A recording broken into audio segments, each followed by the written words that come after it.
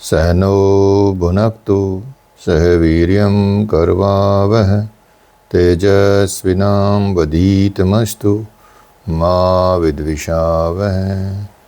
ओम शांति शांति शांति। Relax, gently open your eyes। कल प्रणाम जी, प्रणाम प्रणाम जी। कल आपने चारवाक दर्शन पढ़ा और कल आपने जैन दर्शन पढ़ा। एकदम कह सकते हैं कि बहुत बड़ा विस्तार तो नहीं आप पढ़ेंगे इसमें, क्योंकि टॉपिक हैं, टॉपिक के हिसाब से ही पढ़ेंगे। कंप्लीट बौद्ध दर्शन पढ़ने में भी बहुत टाइम लगता है, जैन दर्शन पढ़ने में काफ़ी टाइम लगता है। हालांकि चारवाक दर्शन इतना ज़्यादा टाइम नहीं लगता, लेकिन फिर भी विस्तार तो है ही। तो यहाँ तो आपको एक एक चैप्टर के हिसाब से यहाँ बताया जा रहा है, तो उतना ही आपके एग्ज़ाम के लिए इम्पोर्टेंट है। आगे से अलग से आपको ज्ञान प्राप्त करना है तो अलग से आप इन दर्शनों को पढ़ सकते हो। और क्योंकि बौद्ध दर्शन इतना ये महत्वपूर्ण है, क्योंकि पूरे विश्व में बौद्ध को, भगवान बुद्ध को, गौतम बुद्ध को बहुत पसंद किया जाता है। उनके सिद्धांतों को आप देखेंगे, जितने भी वेस्टर्न कंट्रीज़ के लोग हैं सब बुद्ध को बहुत पसंद करते हैं, उनकी टीचिंग्स को बहुत पसंद करते हैं। जहाँ जहाँ प्रचार हुआ वहाँ वहाँ के अलावा भी बता रहा हूँ आपको, मतलब जो क्रिश्चियनिटी वाले लोग भी हैं वो भी बहुत पसंद करते हैं और बहुत इनको फॉलो करते हैं। इनके लेक्चर सुनते हैं दलाई लामा के, और इनके सिद्धांतों को मानते हैं, गौतम बुद्ध के। आप देखेंगे जितने भी अंग्रेज आते हैं यहाँ पे ऋषिकेश में सीखने के लिए, उनको सबसे किसी से बात कर लो, कोई भी बौद्ध दर्शन के बारे में कुछ गलत नहीं बोलेगा, बल्कि उनके सिद्धांतों को फॉलो करते हैं। तो ये इतना अच्छा दर्शन है क्योंकि इसमें सबको साथ लेके और लोग, मतलब एक आम बोलचाल की भाषा को इन्होंने प्रयोग करके ये दर्शन का विस्तार हुआ। तो बौद्ध धर्म के प्रवर्तक आपको पता ही है, बौद्ध धर्म के प्रवर्तक थे गौतम बुद्ध। बचपन में इनका नाम सिद्धार्थ था और इनका जन्म हुआ था, कहाँ हुआ था, कौन बताएगा? कहाँ जन्म हुआ था? शानू। गौतम बुद्ध का जन्म कहाँ हुआ था?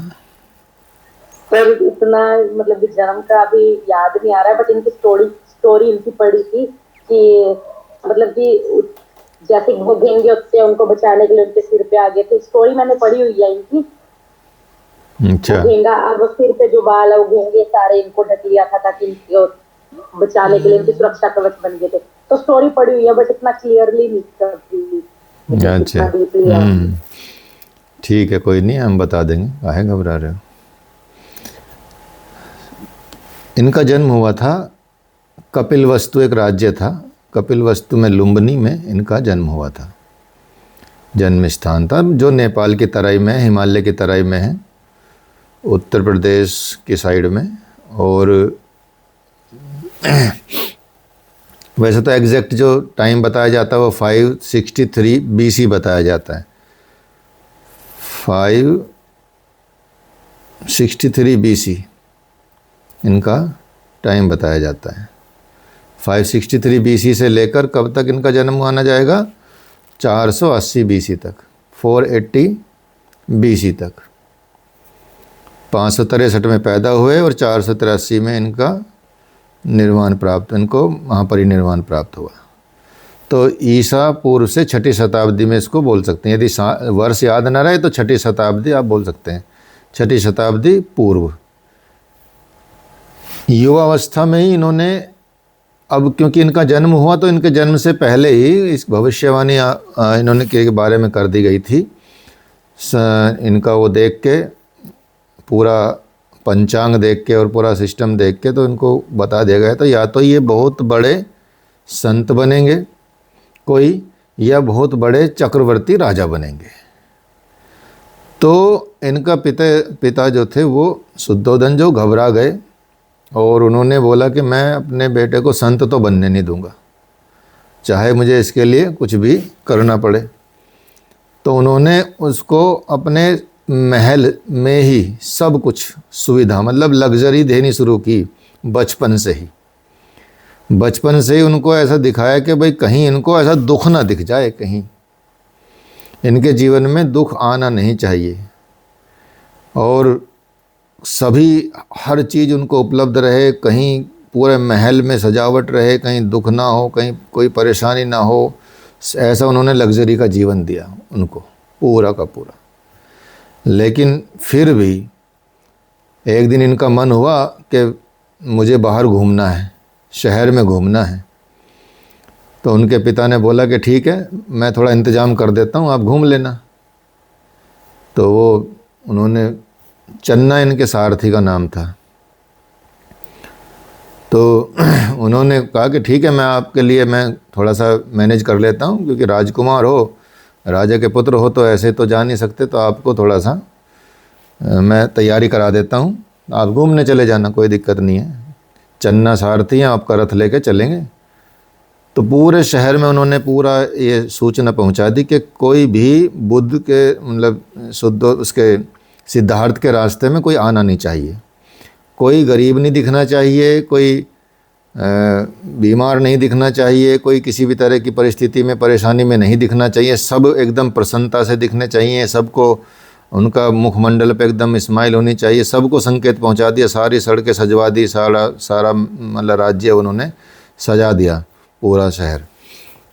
इसके बाद उनको भेजा कि जाओ बेटा, अब जाओ। अब वो रथ में बैठ के जा रहे थे, सब देख रहे थे, सब बड़ा खुशहाल है, चल रहा सारा सिस्टम। तो अचानक उनके सामने एक, क्योंकि उन्होंने तो महल में परवरिश हुई थी, उनको तो जैसे इंसान दिखते थे महल में, वैसे ही इंसान सोचते थे कि सब ऐसे ही होते हैं। अचानक उनके सामने कोई वृद्ध व्यक्ति आ गया वहाँ पे। अब वृद्ध व्यक्ति को आके उनका आग देख के उनको ऐसा लगा कि भाई ये कौन है, ये कौन सा प्राणी है। उसने अपने सारथी से पूछा कि ये कौन है, ये भी मनुष्य है क्या? कि हाँ हाँ, ये मनुष्य ही है। जब मनुष्य की उम्र ढल जाती है तो वो वृद्ध हो जाता है, तो फिर ऐसा दिखने लगता है। कि अच्छा ऐसा दिखता है, इसका मतलब हम भी ऐसे हो जाएंगे? कि हाँ, हम भी ऐसे हो जाएंगे, कि सबको ऐसा ही होना होता है। तो उन्होंने उनको देखा तो बड़ा उनके हृदय को चोट लगी, क्योंकि कभी देखा नहीं था ऐसा व्यक्ति, और अचानक से ऐसा मंजर देखने को मिल गया। थोड़ी दूर चले तो उनको फिर एक बीमार व्यक्ति दिखाई दिया, बूढ़ा। तो उन्होंने कहा कि अब ये क्या है, कि जैसे बुढ़ापा आता है तो मनुष्य बीमार भी हो जाता है, तो बीमारियां घेर लेती हैं यहाँ के, और कुछ करने लायक नहीं रहते, सारी व्यवस्था बड़ी ख़राब हो जाती है, जीवन बड़ा कष्ट में हो जाता है। कि अच्छा, ये तो बड़ा दर्दनाक है, कि ये हमारी स्थिति भी यही हो सकती है? कि हाँ बिल्कुल हो सकती है, सबकी होती है, आपकी क्या, आपको यह अजूबे को ही हो। कि अच्छा, तो फिर चल दिया आगे चले तो फिर उनको एक चिता जलती हुई दिखाई दी। उन्होंने पूछा ये क्या हो रहा है? कि ये जो जैसे वृद्ध होते हैं फिर बीमार होते हैं तो फिर मनुष्य मृत्यु हो जाती है उसकी। कि अच्छी मृत्यु भी होती है? कि हाँ मृत्यु भी होती है। कि हमारी भी होगी? कि हाँ आपकी भी होगी, हमारी भी होगी, सबकी होगी, आपके पिता की भी होगी, सबकी मृत्यु होती है, कोई भी चाहे बच्चा है इसकी भी होगी एक टाइम पे। तो इन तीन दृश्यों को देखकर उन्होंने पूरा जो पिक्चर थी बदल डाली अपने जीवन की। उन्होंने बोला कि घर वापस चलो, और उसके लिए उन्होंने घर से ना निकले, उनकी शादी भी करा दी थी। शादी कराने के बाद उनका एक पुत्र भी हुआ था, और पुत्र का नाम था उनके राहुल। ठीक है, और राहुल का मतलब होता है बंधन, जो बंधनकारी होता है, कि संसार इसमें बंधन में बंध जाता है, तो इसलिए उसको बंधन बोला गया। तो उन्होंने युवावस्था में ही फिर अपना घर परिवार छोड़ दिया और संन्यास धारण कर लिया। वो निकल गए कि भैया जरा मरण के ये दृश्य देखकर, जो भी बूढ़ापे के, मरने के और बीमार के ये दृश्य देखकर उनके मन में ये विश्वास पैदा हुआ कि संसार में केवल दुख ही दुख है। इसलिए दुख से मुक्ति पाने के लिए उन्होंने संन्यास ले लिया। या वो निकल गए, घर से ही निकल गए। सन्यास तो चलो बाद में उनको मिला या ज्ञान हुआ नहीं हुआ वो अलग बात है, शुरू में तो भटकना ही पड़ता है, भटकने के बाद ही फिर ज्ञान मिलता है। फिर उन्होंने सन्यास लिया, सन्यासी बनकर वो बहुत सारे जगहों पे गए, दुखों के मूल कारण को समझा, कोशिश की, मुक्त होने के उपाय को समझा, जानने का बहुत प्रयत्न किया उन्होंने। धर्म उपदेशकों से मिले, बड़े बड़े गुरुओं से मिले, पंडितों से शिक्षाएं ली, बहुत जगह पे घूमते फिरे रहे, तपस्याएं भी करने लगे। उनको बहुत सारी चीज़ें तो प्राप्त हुई जो उनके मार्ग में एक तरह से वो हेल्प मतलब सहायक बनी, लेकिन उनको कम्प्लीटली वो सेटिस्फैक्शन नहीं मिला जिससे वो मतलब अपना संतुष्ट हो सकते, अपने विचारों को संतुष्ट कर सकते। फिर जब उनको सफलता नहीं मिली उसमें, तो फिर वो सीधा आत्मनिर्भर हो गए। अब उन्होंने कहा, समझा कि भाई ये चीज़ें हैं, अगर इस सिस्टम से चला जा सकता है तो फिर क्यों ना मैं खुद जाके अपना तपस्या में लीन हो जाऊं। अब उन्होंने दृढ़ संकल्प कर लिया और शुद्ध मन से, एकदम शुद्ध मन से घोर तपस्या करने लगे, समाधि में बैठ गए। और समाधि में बैठ के दुख के रहस्य को उन्होंने समझा, उन्होंने बहुत चेष्टा की समझने की, और इतना उन्होंने तप किया कि अंत में जाके उनको ज्ञान प्राप्ति हो गई, अर्थात सिद्धि मिल गई। और सिद्धि मिली तो वो तथागत कहलाए, बोधि कहलाए, पूर्ण ज्ञान प्राप्त किया तो वो बुद्ध कहलाए। और इसी बोधि के आधार पर बौद्ध धर्म और बौद्ध दर्शन ये दोनों कायम हो गए। और आगे चलकर इस बौद्ध धर्म का बहुत अधिक प्रचार प्रसार हुआ। दक्षिण में आप देखेंगे श्रीलंका में प्रचार हुआ, इंडोनेशिया हो गया, ये इस तरह के देश हो गए, ठीक है। कंबोडिया है, इनको पहले पुराने नाम होते थे, इनके ब्रह्म श्याम ऐसे नाम होते थे, वहाँ इनका प्रचार प्रसार हुआ। उत्तर में तिब्बत में चला गया ये धर्म, चीन में चला गया, जापान में चला गया, कोरिया में चला गया, इसका संदेश पूरे इस ईस्टर्न वर्ल्ड में चला गया। और जितने भी प्राचीन काल के दूसरे धर्म उपदेशक थे, उनकी तरह ही महात्मा बुद्ध ने भी अपने धर्म का जो प्रचार किया वो मौखिक रूप से करना शुरू किया। और उनके शिष्यों ने भी बहुत समय तक उनके उपदेशों की मौखिक प्रचार ही किया। तो वहाँ से गया में इनको बोध मतलब गया में उनको ज्ञान प्राप्ति हुई थी। बोध गया बोलते हैं, अभी भी बोध गया में वो पीपल का वृक्ष अभी भी है, जिस पीपल के वृक्ष को से उनको मतलब बैठ के उनके इसके नीचे ज्ञान प्राप्त हुआ था, वो आज भी है, ठीक है। और फिर वो पहला उपदेश देने सारनाथ है। जैसे पतंजलि योग सूत्र में आपने अभी शायद नहीं आया, वो वृत्तांत आएगा बाद में, कि जैसे भगवान बुद्ध को उन्हें 5 शिष्य और थे उनके साथ, भगवान बुद्ध के साथ 5 शिष्यों के साथ उन्होंने शुरू की थी साधना। तो उन्होंने अपना ही नियम बनाया था कि कोई खाएगा नहीं, पिएगा नहीं और बहुत तप करेगा, भूखा रहेगा। अब वहाँ कोई उनके लिए खाना लेके आ गई, आम्रपाली नाम की एक कोई थी, नगर वधू बोलते थे उनको। तो उनके हाथ से उन्होंने खाना शुरू किया तो उनको बहुत बुरा लगा, वो पंडित टाइप के लोग थे। उन्होंने कहा कि भैया एक तो इस महिला के हाथ का क्यों खा रहे हैं, और इनको तो इन्होंने तो बोला खाना नहीं है, तो ये तो इनको शरीर से आसक्ति हो गई इसका मतलब। तो इनको छोड़ के वो चले गए कि हम नहीं रहेंगे भाई तुम्हारे साथ, हम जा रहे हैं। तो वो जाके सारनाथ में तप करने लगे। उधर महात्मा बुद्ध को ज्ञान प्राप्त हो गया, और जो 5 थे उनको कुछ अभी तक प्राप्त नहीं हुआ। हाँ, ये आएगा जब आपको प्राप्ति में समय में क्यों देरी होती है। किसी को ज्ञान प्राप्ति के समय में देरी का कारण होता है। तो किसी को पहले होती है, किसी को जल्दी होती है, किसी को देर में होती है, किसी को बहुत देर में होती है, और कई लोगों को तो बिल्कुल भी नहीं होती, कई जन्मों तक भी नहीं होती। तो इसलिए उन्होंने क्या किया कि पहले ज्ञान प्राप्त करते ही पहले वो सारनाथ पहुँचे। सारनाथ पहुँच के जब सारनाथ पहुँच रहे थे तो उनके जो शिष्य थे जो साथ में तप करते थे, उन्होंने देखा भगवान बुद्ध को और बोलने लगे कि भाई ये आ गए हैं, अब इनका कोई इनका सम्मान नहीं करेगा, कोई इनको पानी नहीं पूछेगा, कोई इनके पैर नहीं धुलाएगा, कोई नहीं कुछ करेगा, इसलिए आएंगे तो चुपचाप उठ के चले जाएंगे। लेकिन तप का प्रभाव इतना ज़्यादा होता है, इतना शक्तिशाली होता है कि जैसे ही वो नज़दीक आए तो उन चारों पांचों में से कोई तौलिया लेने चला गया, कोई पानी लेने चला गया, कोई पैर धुलाने लगा, कोई हाथ मतलब पैर दबाने लगा, कोई भोजन तैयार करने लगा, मतलब पूरा का पूरा उनकी सेवा में लग गए। अब सेवा में लग गए इसलिए सबसे पहला जो प्रवचन दिया उन्होंने सारनाथ में ही दिया था। तो इतना तप का बल होता है कि वो जो मतलब कुछ सोच ही नहीं पाते और अपना पूरा सरेंडर भाव में आ जाते हैं। तपस्वी तो थे ही वो भी, क्योंकि उन्होंने भी बहुत तप किया था, तब से ही कर ही रहे थे। तो जैसे ही उन्होंने शुरू किया तो किसी को 15 दिन में, किसी को 1 महीने में, किसी को 2 महीने में और किसी को 2, 3, 4 महीने तक होते होते सबको ज्ञान प्राप्त हो गया भगवान बुद्ध के द्वारा। तो बुद्ध के जो निजी उपदेश थे उन उपदेशों में भी ज्ञान जो है वो आज भी प्राप्त है, और जो उनके जो लिखे गए उनके उपदेश, वो उन उपदेशों को त्रिपिटक कहा जाता है। त्रिपिटक नाम की पुस्तकें हैं।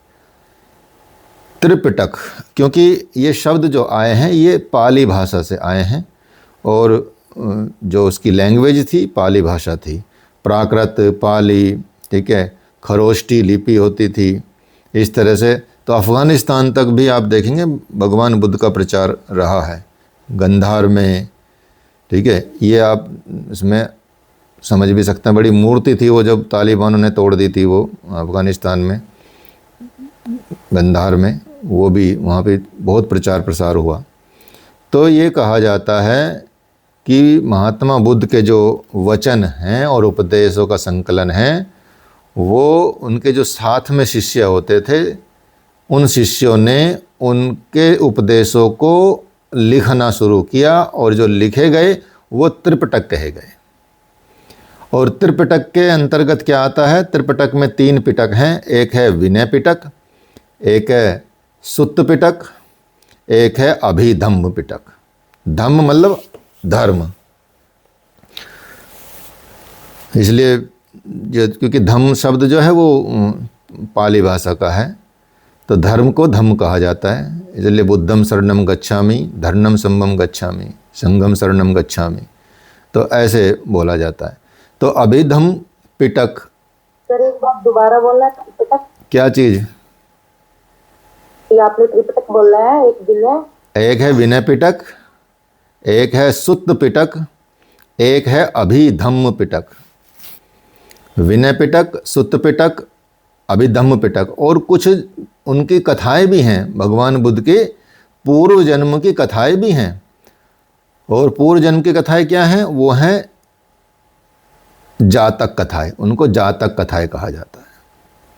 उनके पूर्व जन्म की, उन्होंने ये माना जाता है कि भगवान बुद्ध ने, जो आजकल के जो कुछ हिप्नोथेरेपी वाले लोग हैं और जो इस विद्या में हैं, रेकी में हैं, हिप्नोथेरेपी में हैं या प्राणिक हीलिंग में हैं, तो काफ़ी कुछ बुद्ध से कनेक्टेड वो अपने आप को पाते हैं।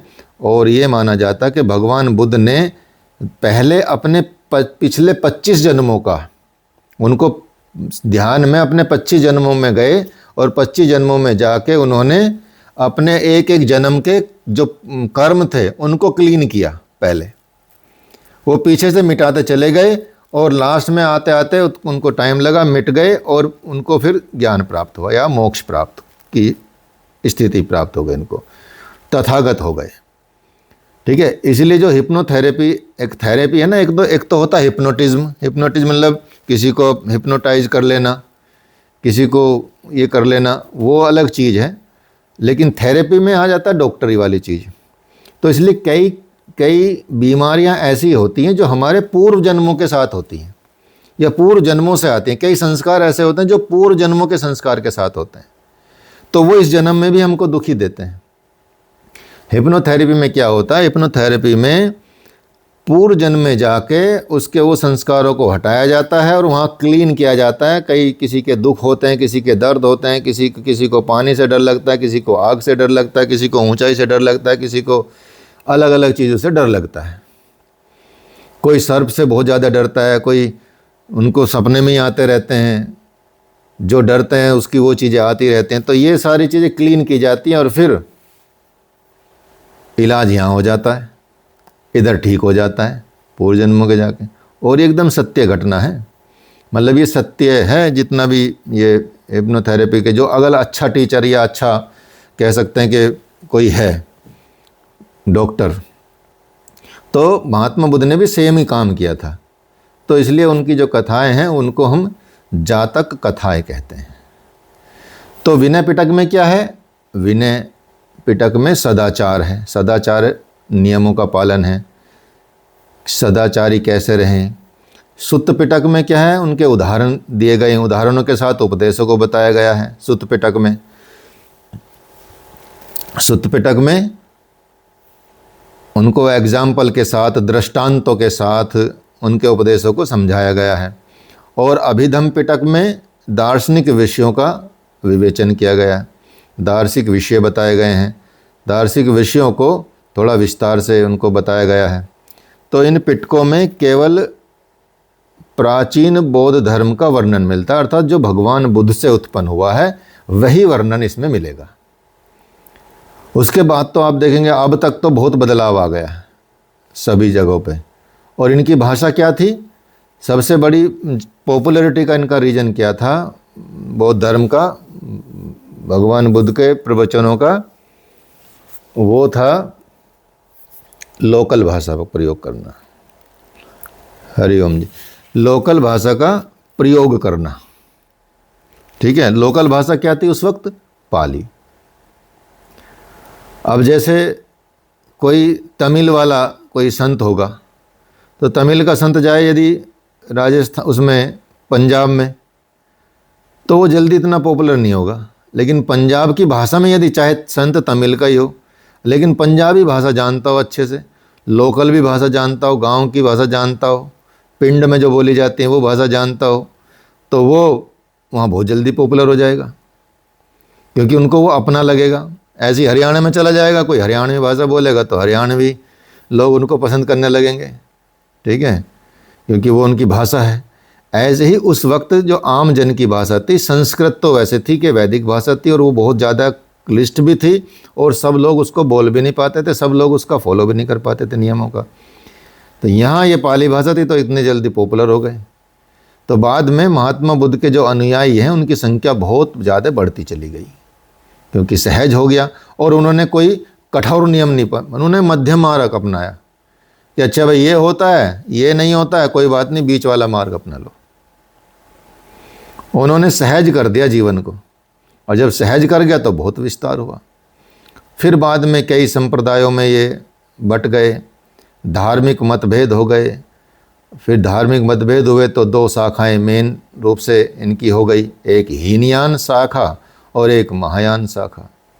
हीनयान का मतलब हीन नहीं होता, जो अपने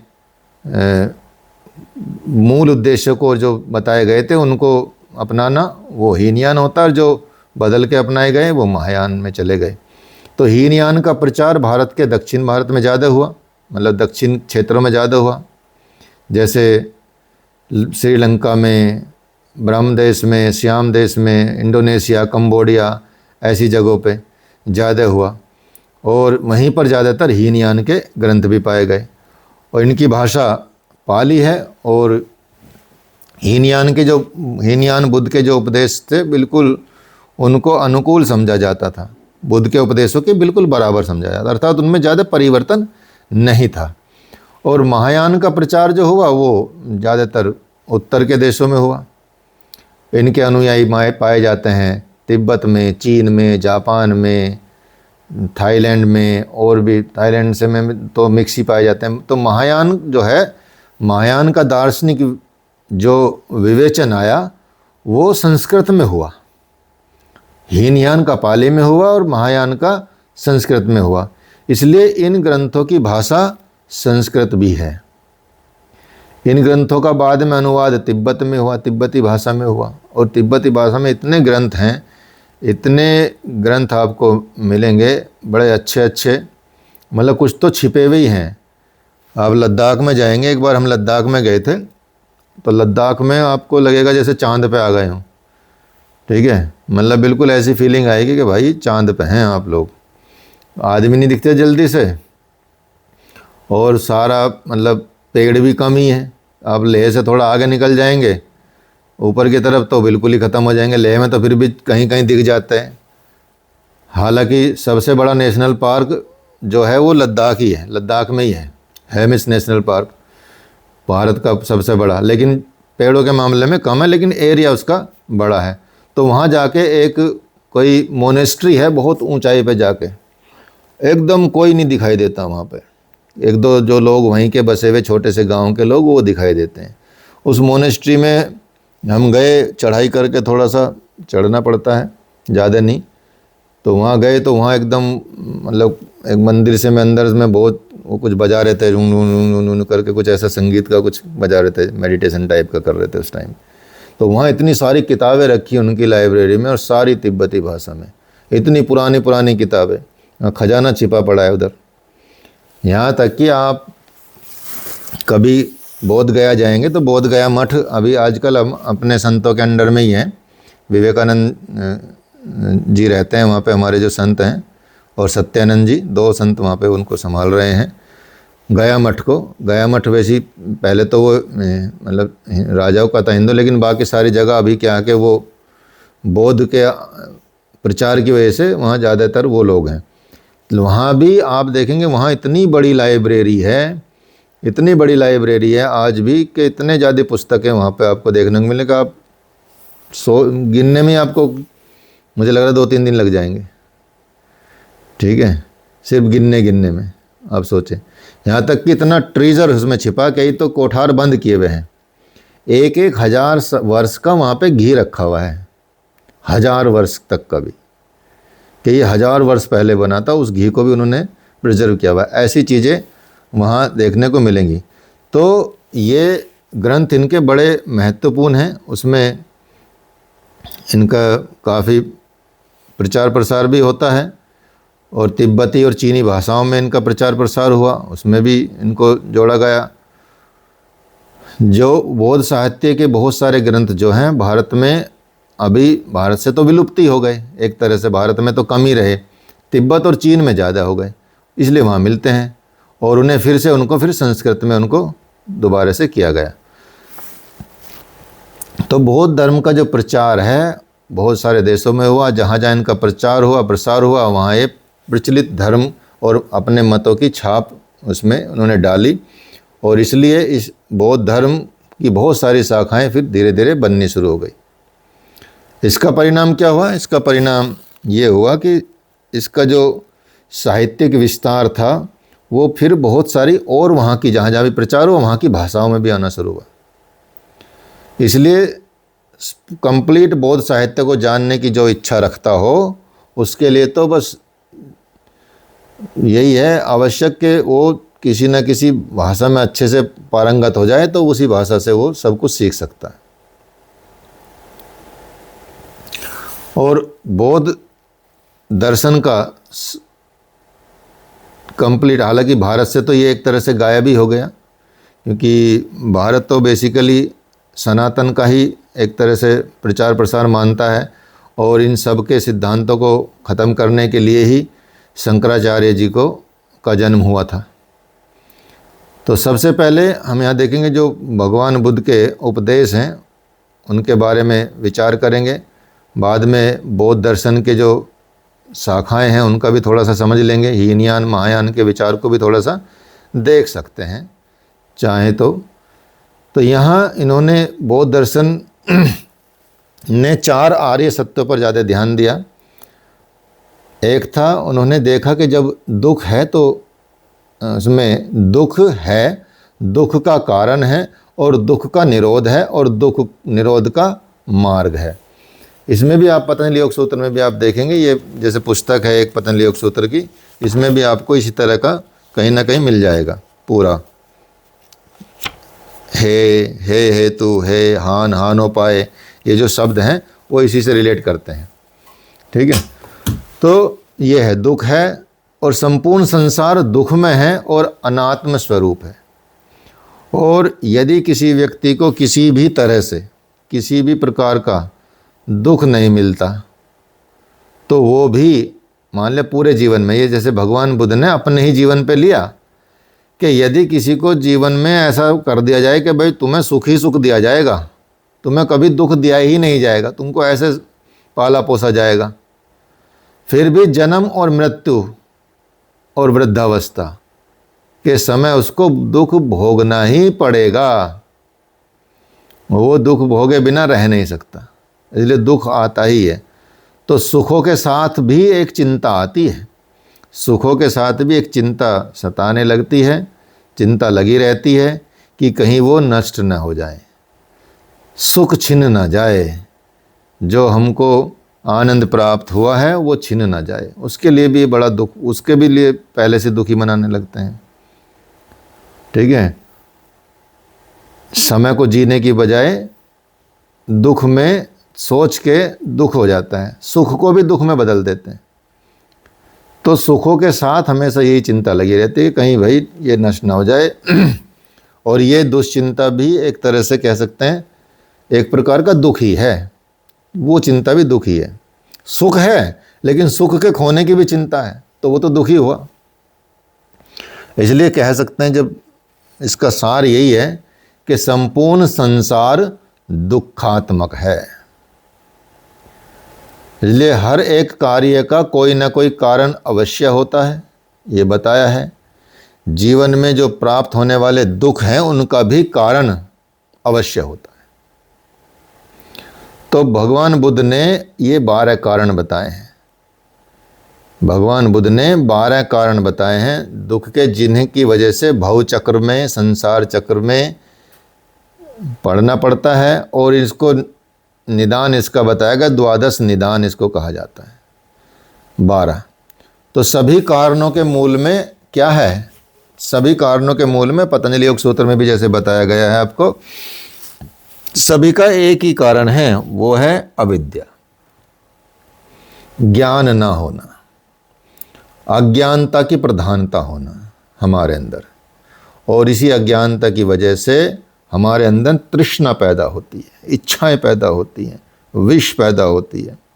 ठीक है, और वो तृष्णा ही है जो हमें हमारे बहुत सारे विचारों के भोग के लिए आकर्षित करती है।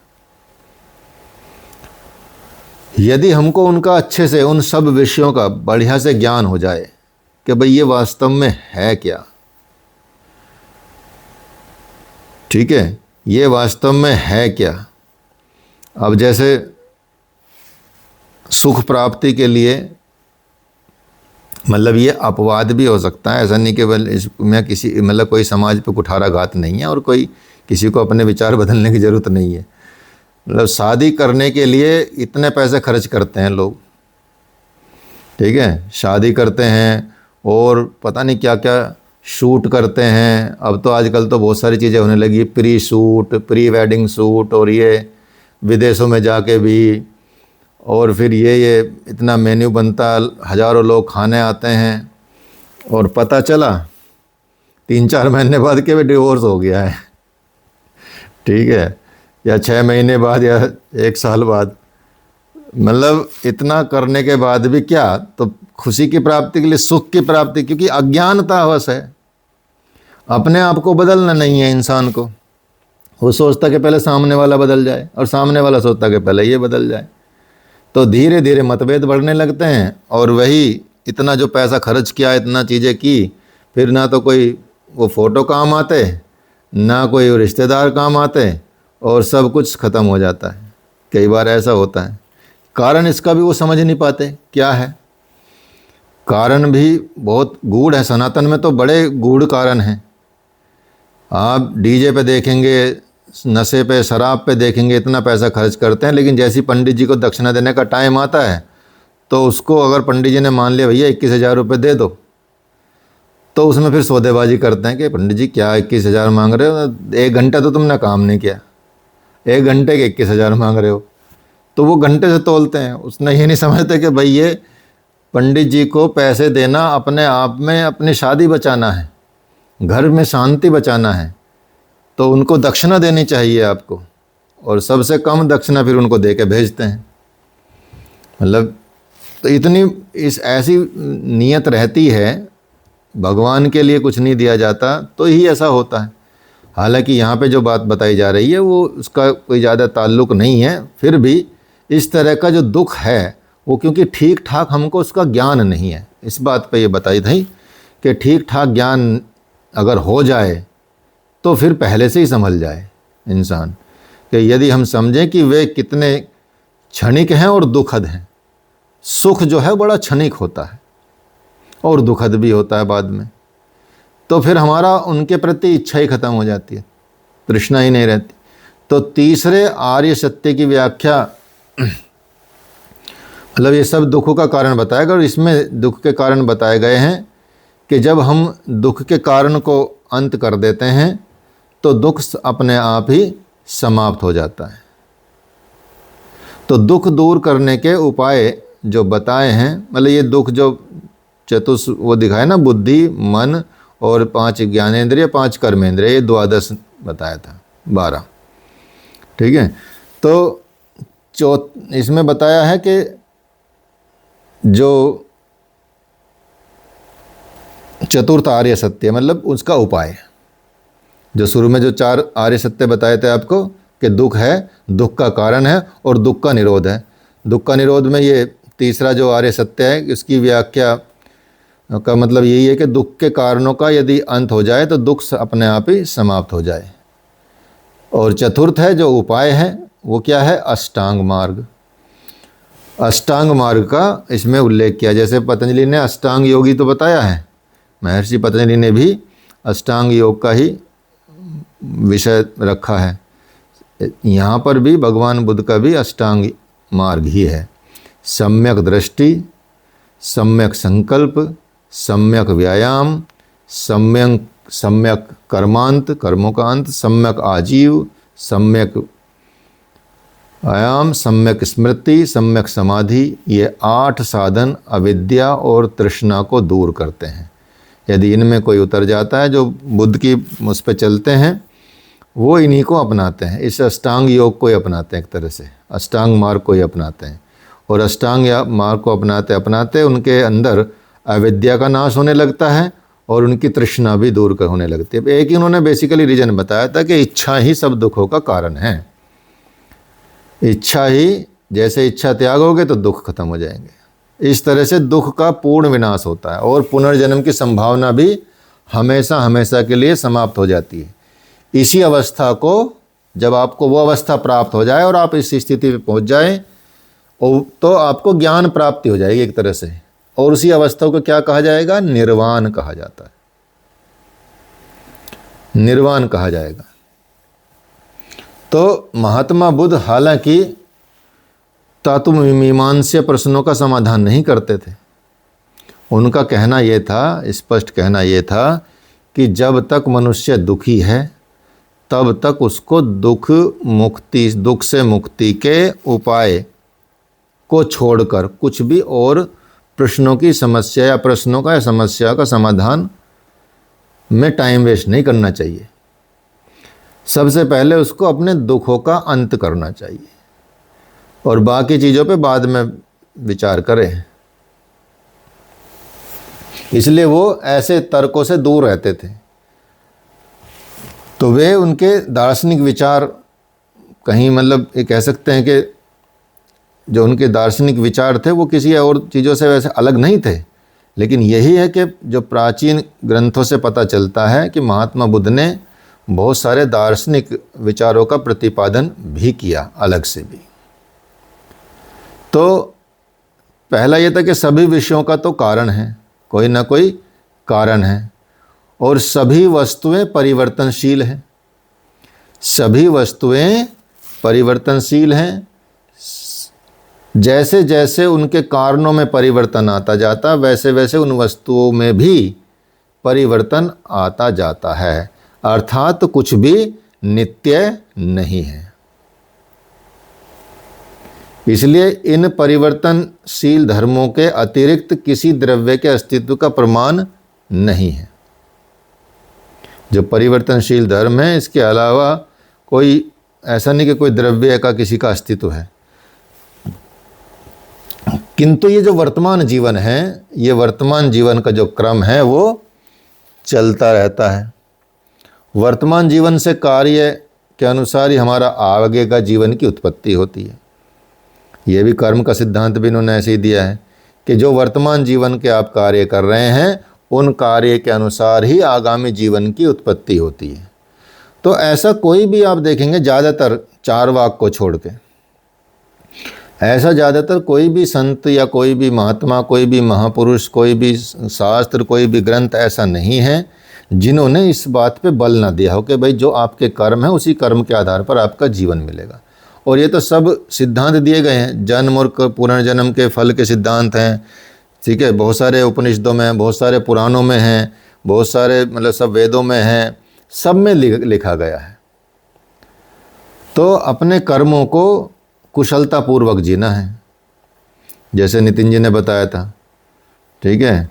कुशलतापूर्वक जीने लगे हैं आजकल, तो अपना एकदम ये निर्लिप्त होकर जीते हैं, कुशल कर्म करते हैं।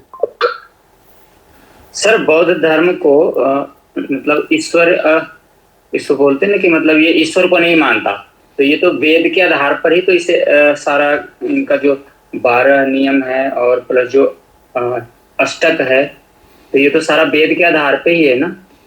नहीं, वेदों को नहीं मानते ना, ये उनके खुद के आधार पे है। वो उन्होंने खुद ज्ञान प्राप्त किया और खुद ज्ञान प्राप्त करके ये चीज़ें दी, ठीक है। वेदों को मानते तो फिर आस्तिक धर्म हो जाता ना, ईश्वर की सत्ता पे। अब क्योंकि वेदों की रचना किसने की है? किसी ने नहीं की है। किसने नहीं की, फिर क्या आगे कैसे भाई? ये आए कैसे? क्या बोला जाता है? अपौरुष का मतलब क्या होता है? मतलब ना हमारे किसी ने नहीं किया है, किसी इंसान ने नहीं किया ना, किसी पुरुष ने नहीं की जी। तो फिर किसने की? तो किसी ने की, तो ये तो है ही नहीं कि किसी ने की। पुरुष के अलावा, आपके अलावा कोई और भी है दुनिया में ब्रह्मांड में कोई शक्ति है? नहीं। तुम मानते हो भगवान को या तुम भी नास्तिक हो? नहीं, भगवान को तो हम मान रहे हैं सर। कौन से भगवान को मानते हो बताओ? सर वही वेद भगवान को ही मान लेते हैं। तो वेद तो किसी ने उतारे, फिर भी वेद तो भगवान बाद में हो गए ना। वेद भी अपौरुष तो कहे जाते हैं, लेकिन वेद भी आए तो इंसान के थ्रू ही हैं बेसिकली। हालांकि इंसान ने नहीं लिखे, लेकिन ध्यान में ऋषियों ने, सप्त ऋषियों ने, जो ऐसे ऋषि हुए हैं बड़े बड़े, अपना माइक ऑफ कर लिया करो, जैसी नहीं तो खिचड़ी पकती रहती है धीरे धीरे, जैसे उबाल आ रहा है ना, बुड़क बुड़क बुड़क ऐसा चलता रहता है, ठीक है। तो वो भी ध्यान में आए हैं, क्योंकि वेदों के बारे में तो ये जैसे बताया जाता ना, सृष्टि की रचना जब हुई तो ब्रह्मा जी ने सृष्टि की रचना की, ब्रह्मा जी ने सृष्टि की रचना की, और उन्होंने बड़े अच्छे से ये लोग इंसान बनाए, जो भी चीज़ें बनाई हैं, और उन्होंने सोचा कि भाई इंसान बहुत अच्छा प्राणी मैंने बना दिया है, अपने पे गर्व करने लगे ब्रह्मा जी, और छोड़ दिया सबको ऐसे ही खुला। जब खुला छोड़ दिया तो ये तो इंसान ही निकला। उन्होंने तो कल्पना भी नहीं की थी कि भाई ऐसा निकलेगा ये। तो सभी जगह पूरा हाहाकार, अराजकता, ये वो, मतलब पूरा सिस्टम गड़बड़ा दिया। अब ब्रह्मा जी परेशान कि जी अब क्या करें, इतनी सृष्टि, इतना संसार बन गया है, अब इसमें ये तो इधर उधर भाग रहा है, इसके लिए तो कुछ उपाय करना पड़ेगा। तो उन्होंने अपना विचार किया कि भाई इस दुनिया को मैं ख़त्म करता हूँ पहले, और इसके बाद दूसरी दुनिया बनाऊंगा, तब एक हिसाब से एक नियम कानून भी बनाया जाएगा, तब ये दुनिया ठीक चल सकती है।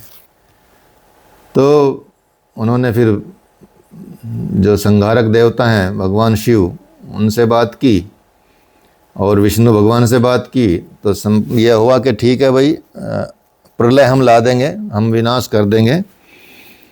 विष्णु जी ने कहा कि आप ऐसा करो, सप्तऋषियों के पास जाओ और उनसे बोलो कि जो भी प्राणी पदार्थ हैं सबका एक एक बीज संभाल के रख ले, एक एक जोड़ा। एक बड़ी सी नाव बनाए और मैं मछली के रूप में आऊँगा, मत्स्य अवतार में आऊँगा, और मत्स्य अवतार में आके उस नाव को मेरे उससे बांध देना, उस नाव में सब बीज रहेंगे। जब सब प्रलय आ जाएगी तो वो बीज दोबारा से डेवलप हो जाएंगे। तो ऐसा ही हुआ और उसके बाद वेदों की उत्पत्ति हुई। वेद क्या है? मैनुअल है। आजकल कोई भी चीज़ बिना मैनुअल के नहीं आती, चाहे छोटी ले लो चाहे बड़ी ले लो, मैनुअल में लिखा होता कि इसको कैसे प्रयोग करें। इसी तरह से ये जो वेद हैं वो मनुष्य जीवन के मैनुअल हैं।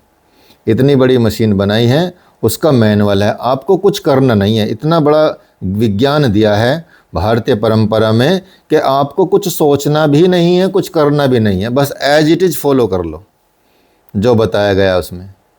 ठीक है, तो इतना सिद्धांत दे दिया गया, तो उसके आधार पर इन वेदों की रचना की गई। हुई वहीं से परमात्मा के द्वारा ही हुई है, लेकिन उतरे हैं वो ऋषियों के द्वारा जो आए हैं। बाद में पहले तो वो श्रुति थे, स्मृति थे, स्मृति मतलब सुन के और मेमोराइज करके इनको आगे बढ़ाया गया। बाद में इनका लेखन कार्य हुआ, जो लगभग मुझे लग रहा है कि गुप्त काल के आसपास काफ़ी हुआ। उससे पहले कुछ हुआ होगा थोड़ा बहुत, लेकिन गुप्त काल में ज़्यादा हुआ, इसलिए उस काल को स्वर्ण युग भी कहा जाता है।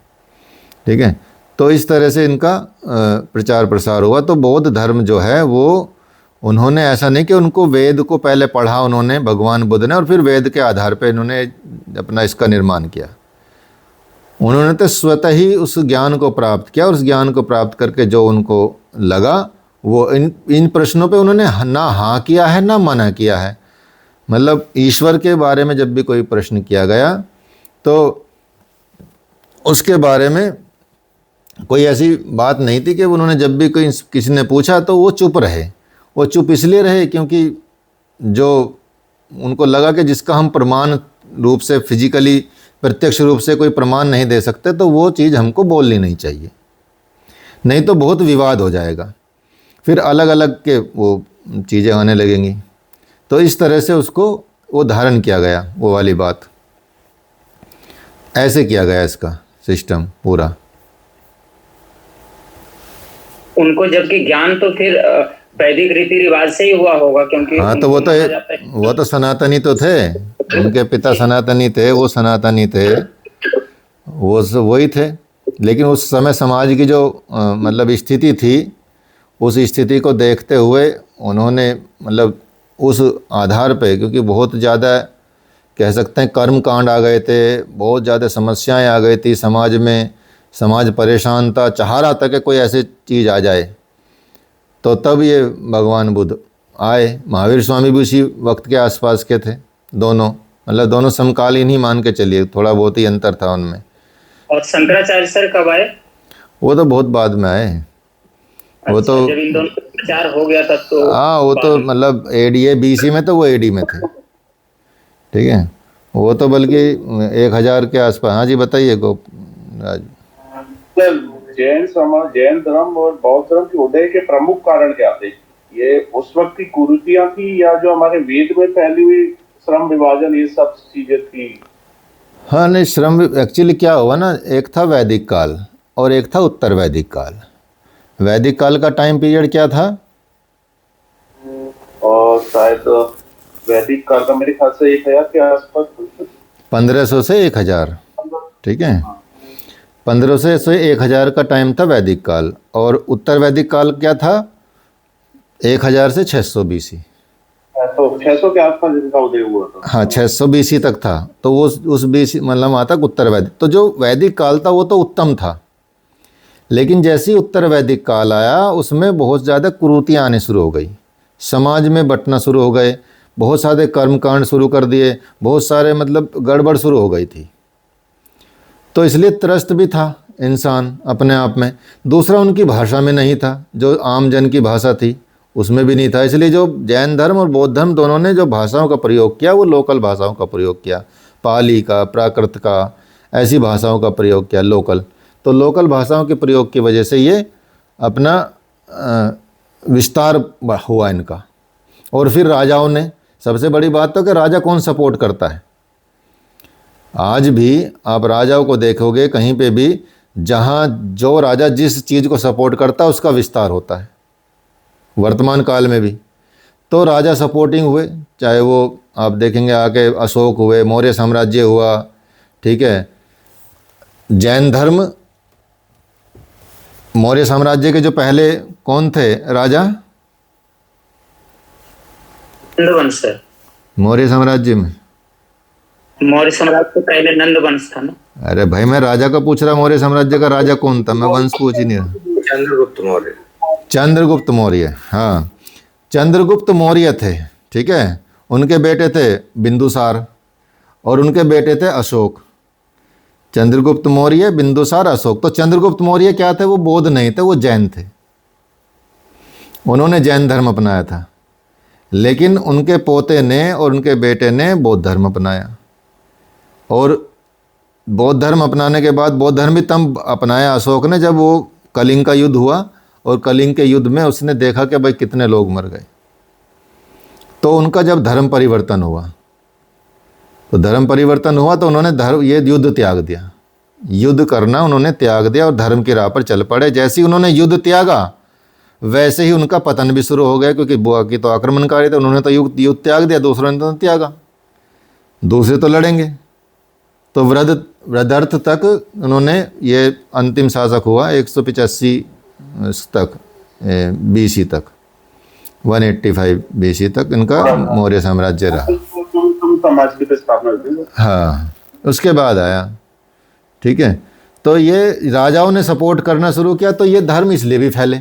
अगर राजा सपोर्ट नहीं करते तो धर्म नहीं फैलते, ये एक जगह फिर सीमित हो जाते हैं। तो इस तरह से इनका विस्तार हुआ। तो ये रहा इसमें, मतलब भगवान बुद्ध की ये प्रमुख बातें हैं जिनको आप धीरे से समझेंगे। और बाकी इसमें थोड़ा सा और विस्तार हुआ, थोड़ा सा अलग अलग लोग भी आए इसमें। जैसे ये किया गया, शून्यवाद आया, माध्यमिकवाद भी कह सकते हैं उसको, शून्यवाद भी कह सकते हैं। इसके जो प्रवर्तक थे वो नागार्जुन थे। इन्होंने समझा कि ये इसका जो मत था शून्यवाद का, कि संसार शून्य है, बाह्य रूप से और आंतरिक रूप से। जो भी आंतरिक विषय हैं और बाह्य विषय हैं वो सब असत्य हैं, उनमें कोई सत्यता नहीं है। इसलिए इस मत को शून्यवाद कहा गया। मतलब वो ना बाहर के विषय को सच मानता, ना अंतर के विषय को सच मानता, वो सब जीरो ही मानता है, सब शून्यवाद की बात करते हैं। तो वो बताते हैं कि प्रत्यक्ष जगत के परे जो परमार्मिक जगत है या सत्ता है, अवश्य है, वो मानते कि अवश्य है, लेकिन उसका हम वर्णन नहीं कर सकते। वो कहाँ से है, कैसा है, उसका हम वर्णन कर नहीं सकते, सीख नहीं सकते, समझ नहीं सकते। और उसके संबंध में कुछ भी नहीं कहा जा सकता कि वो मानसिक है या बाह्य है या आत्मिक है या क्या है। तो इस तरह के जो वर्णन किए गए, ये शून्यवाद में इसको अपनाया गया, इसको बताया गया। बाद में फिर जो बताया गया कि ये लौकिक विचारों द्वारा इसको, इनका वर्णन किया ही नहीं जा सकता, जिसकी वजह से उसको शून्य कहते हैं। ठीक है, मतलब जब हम बता ही नहीं सकते कुछ, ना अच्छा बता सकते ना बुरा बता सकते, तो बीच मतलब शून्य ही है वो। ठीक है, इसलिए अलग अलग फिर विज्ञानवाद आया। विज्ञानवाद ने भी जो सारे पदार्थ थे उनको असत्य माना। जो वस्तु बाहर से दिखती है वो एक तरह से चित्त का ही प्रतीति होती है, वो हमने सोचा हुआ है, प्रतीति होती है जो हमने दृष्टिगत किया है उसको। विज्ञान का जो प्रवाह है उसको ही उन्होंने चित्त कहा है। और हमारे शरीर में और हमारे जो बाकी जो अन्य पदार्थ हैं जो मन के वजह से मालूम पड़ते हैं, वे सभी हमारे मन के अंतर्गत ही हैं। तो मन पे तो आधारित योग ही है, मन का भी मतलब एक तरह से निवारण किया जाता है। और यहाँ तो फिर बाकी संतों के द्वारा अलग अलग पुरुषों की स्थापना की गई है। मनों में पुरुष की स्थापना की गई है, हृदय में पुरुष की स्थापना की गई है, हिरण्य में पुरुष की स्थापना की गई है, बाकी अलग अलग पुरुषों की स्थापना की गई है। योग तो फिर अपने आप में अलग चीज़ हो जाती है। तो इस तरह से इन मतों का यहाँ प्रचार प्रसार हुआ और मूल बौद्ध दर्शन में जो प्रसिद्ध है वो 12 आयतन बताए गए हैं जो अंत स्थानों की पूजा या मोक्ष देने वाले हैं। 12 आयतन पूजा श्रेष्ठ कीर्ति बोध नए प्रसिद्धम। तो बहुत सारे धन उपार्जित करने में हमें क्या है 12 आयतनों की पूजा करनी चाहिए। यहाँ जो बताया गया कि उसकी पूजा से क्या लाभ होगा, उसकी पूजा से विद्वानों ने कहा कि 5 ज्ञानेंद्रियाँ जैसे त्वचा, नेत्र, कान, जिह्वा, नासिका, 5 क्या होगी ज्ञानेंद्रियाँ होगी। 5 ज्ञानेंद्रियों के अलावा 5 कर्मेंद्रियाँ हैं। कौन कौन सी 5 कर्मेंद्रियाँ हैं?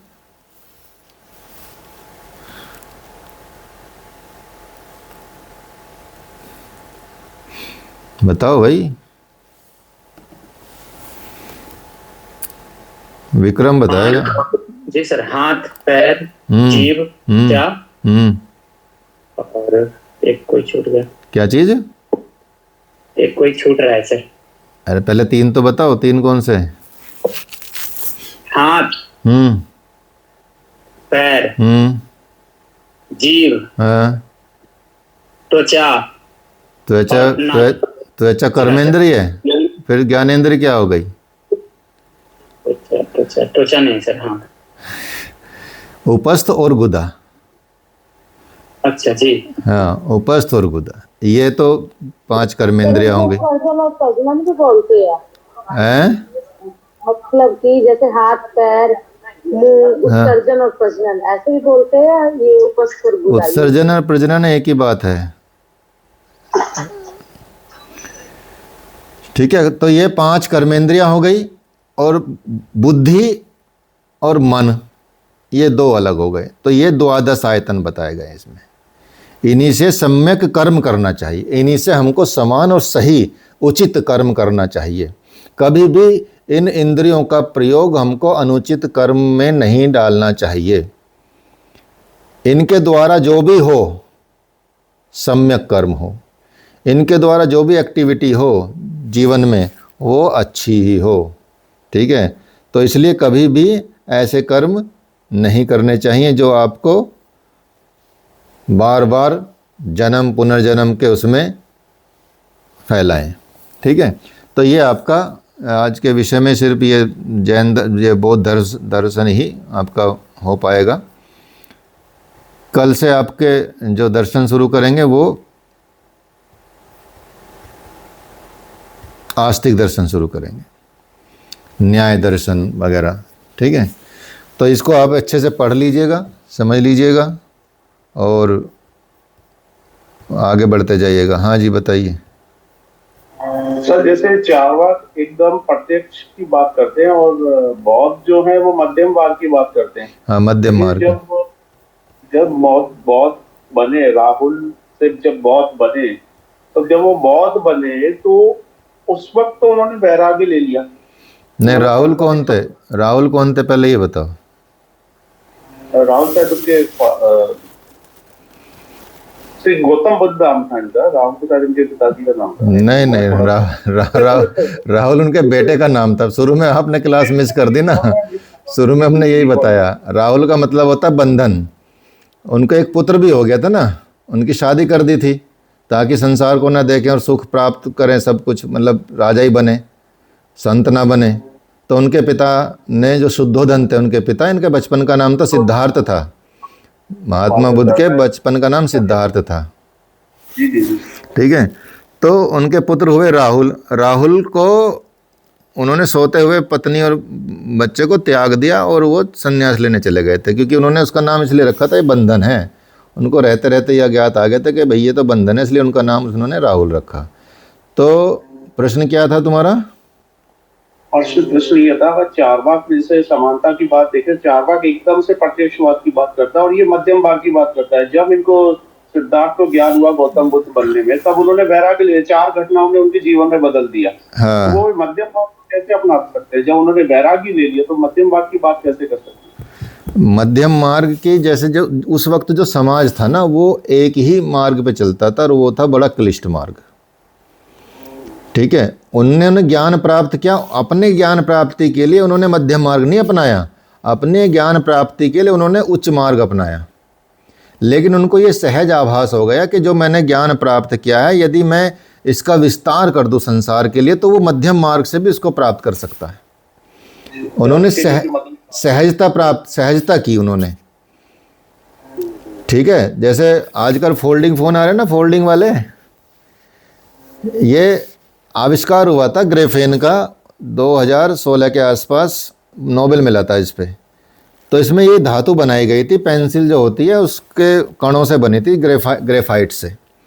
ग्रेफाइट के कणों को जोड़ के ये बोला गया था, तो इसको स्टील जैसा मजबूत और रबड़ जैसा फ्लेक्सिबल बोला गया था इस धातु को।